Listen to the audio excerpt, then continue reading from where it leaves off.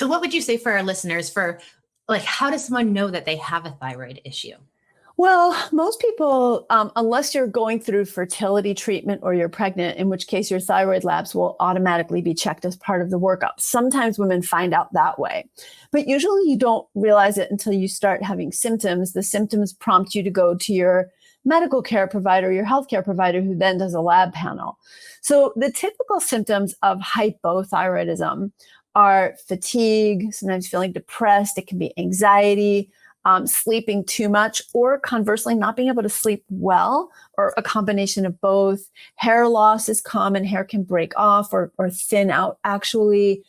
Dry skin, constipation, feeling cold all the time. These are kind of the most common. Interesting, losing the outer third of your eyebrows is kind of a telltale symptom. And there are others as well. Menstrual irregularities, fertility challenges, miscarriages. These are some of the difficulty producing breast milk when you're breastfeeding. These can be some of the different types of symptoms that we see. So then you go to your physician, who hopefully is listening to what you're saying and says, let's check your thyroid. And hopefully they do a complete thyroid panel to really pick up maybe there's a subtle problem and get you on the right course of treatment, whatever that might be. Yes. And so talking about a complete thyroid, I think so often we see people come in with just TSH run. Yeah.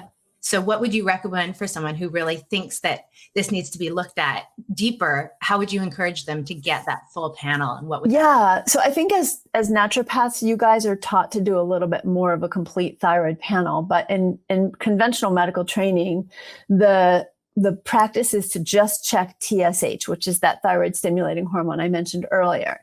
TSH is produced in the brain, and it kind of knocks on the door of the thyroid and says, it's time to produce thyroid hormone. And if the door doesn't answer, like if you don't answer the doorbell when someone's ringing it, they're going to start knocking louder and banging harder and kicking the door. And that's the equivalent of that TSH going up higher and higher. But you can have your thyroid producing normal TSH and your liver not converting, your thyroid producing normal thyroid hormone, but your liver not converting it to the active kind. So you might look like you have a normal thyroid from that one test on the surface, but then your body's not doing the job of all the actions that the thyroid hormone should be doing. So you still feel tired, you're not sure what's going on, you're having all these symptoms. So to really get to the bottom of that, I, in my practice, run a TSH, a free T3, and a free T4. The other thing is that people can have elevated thyroid antibodies for years before they develop a thyroid problem. And having a tiny bit of elevated, like really under 40-ish or so, there's no hard science about that, doesn't mean you're going to develop a thyroid problem. But a large number of people that have elevated antibodies, even if the rest of their thyroid numbers look normal, will eventually go on to develop autoimmune thyroid problems. And there are things that you can do, as we were talking about, with whether it's heavy metal issues or celiac or something else that's causing those antibodies to be elevated. You can use those antibodies as kind of a warning or harbinger of like, something's going on. Let's see if we can reduce whatever that inflammation is, that autoimmune process is. So in my practice, it's a TSH, free T3, free T4, the TPO antibody. I usually check something called an antithyroglobulin antibody. And then I will often, but not always, check something called reverse T3. Because sometimes if the TSH and T3 and T4 aren't normal, that tells me all I need to know. Sometimes I'll put it in at the same time because it's easier to go to the lab one time or the doctor's office one time to get your labs drawn. But the reverse T3 happens when, so this is a little bit complicated, but in a nutshell, if you think about your thyroid, it's producing energy for your body. It's what produces heat, metabolism. It's why we gain weight, feel cold all the time, feel tired when the thyroid is slowing down. So if you're under a lot of stress, if you have an infection, if your body's fighting off something and trying to protect you from spending too much energy, your body will act almost like an accountant, and it'll force you to take the active money in your spending account and force you to put it into a retirement or savings account.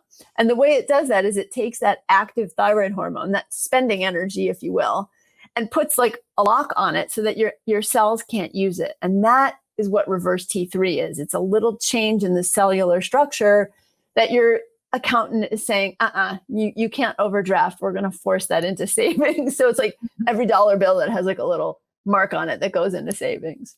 So I sometimes check that too. Well, I'd love to get your take on this, because if you do have a high level of the inactive form, which is the reverse T3, what's your approach to that? Usually I try to look at what's going on with the body's wisdom, right? So all of these things aren't just happening in sort of a vacuum. Mm-hmm. Our body actually tries to protect us. And I always kind of, say it's like a sane response to an insane world.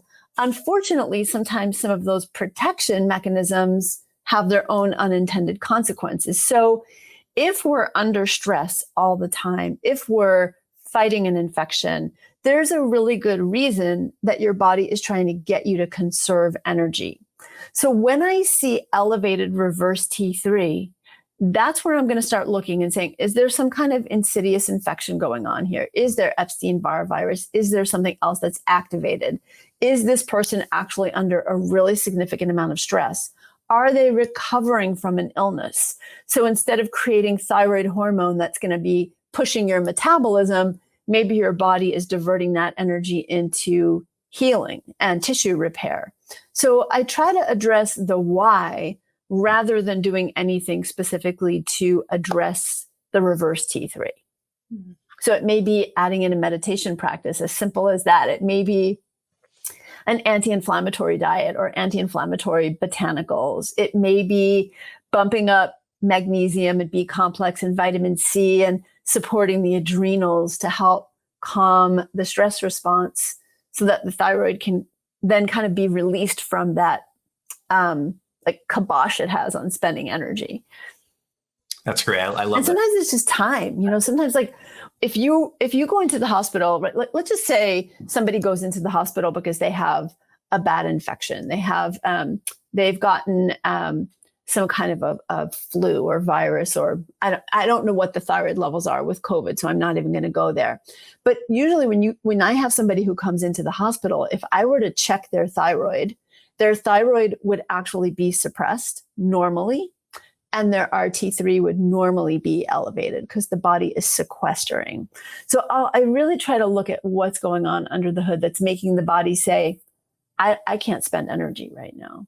I love that you're looking at that from the body as an innately wise entity, right? It's it is amazing. You're smart. I know that there's a reason for why you're doing this. So exactly. Support you by understanding everything that's on that body's plate, so to say, right? I try to approach healing with asking these two questions that I actually learned from someone else a long time ago. And the two questions are, what is it that I can do to help relieve a burden of excess on this person? And what is it that I can do to supply what's missing? Mm-hmm. So the excess may be too much stress. It may be too many heavy metals. It may be too much of a viral load. And what's missing may be adequate rest or time for recovery or certain nutrients, and then try to replace those. So what's overburdening and what's undernourishing? And often that will kind of help restore the body's, whatever is keeping the body's innate functions from being optimized. I love that. And medications may have a role too. I'm not a polarized physician that way.